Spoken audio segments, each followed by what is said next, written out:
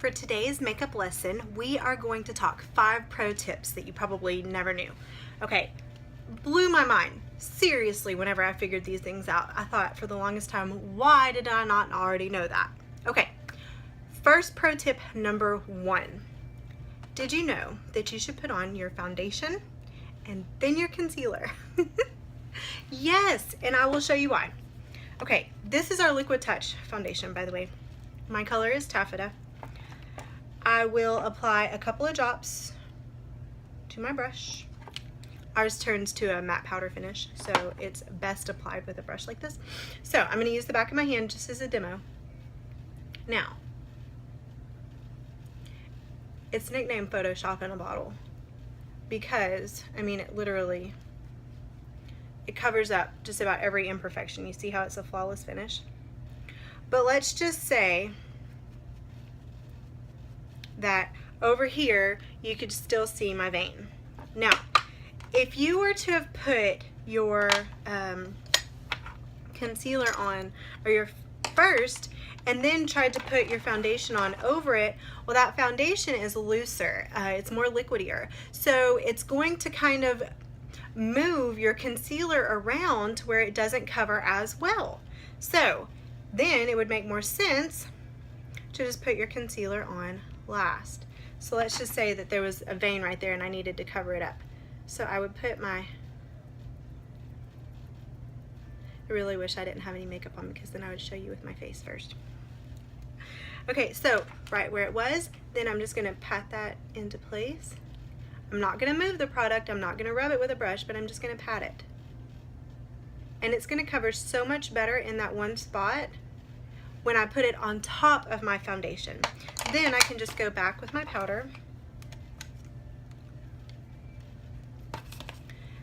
and just pout it, because it's pressed powder, not rubbed powder.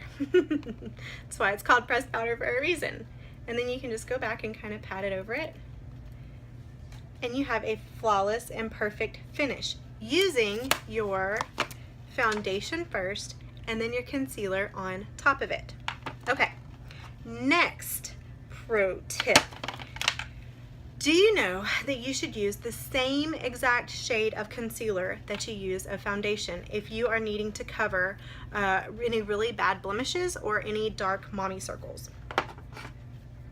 And you can kind of see it because I just quickly threw on my makeup earlier, but I have really, really bad dark circles. Now, if I use the same shade as I have foundation, then that is going to give me the most blending, the most masking effect possible. If I were to go shades lighter like they've always taught you and use a really light shade of concealer, all that's going to do is highlight it.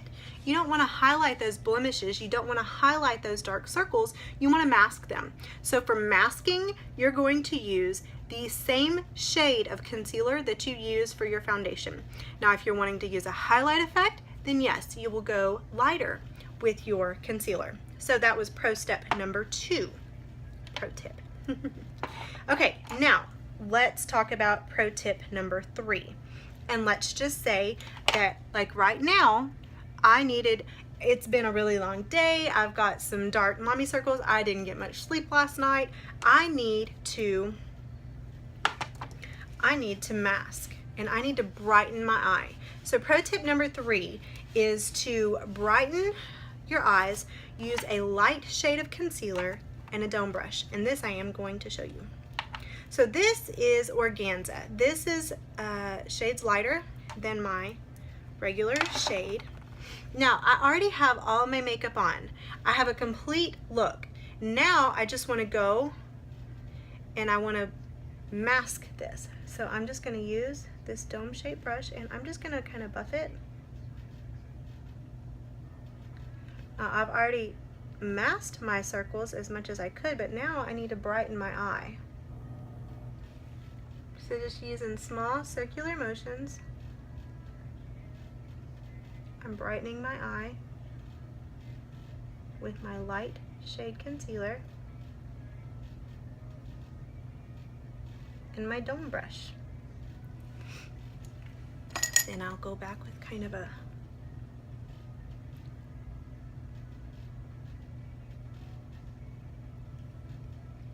Now, do you see the difference? This eye still looks tired and drab, whereas this eye instantly looks brighter and more awake and more defined, right? Let me fix it. Well, I was gonna say, let me go ahead and do the other eye.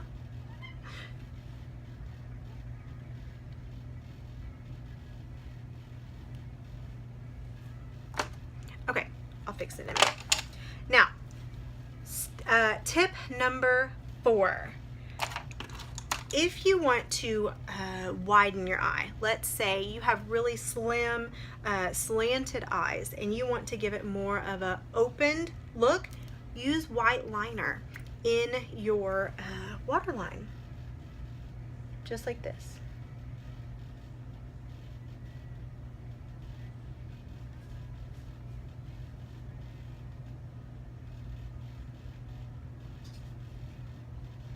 If you wanted to, you could even go up here into your waterline.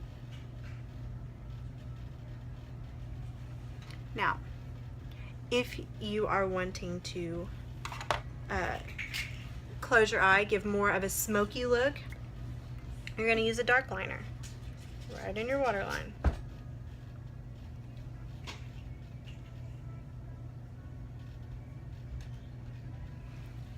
Now look at the difference in those two eyes. This one looks much more closed, much more slanted. This one looks much more open and wide. See? You can trick the look of your eye by the color of liner that you use on the inside. Okay. Tip number 5 is probably one of my favorites because I'm a mom on the go. I don't have a ton of time to constantly reapply my makeup. So tip number 5, for a long-lasting lip, use a lip pencil instead of a lipstick. Let it replace your lipstick and go for a pencil.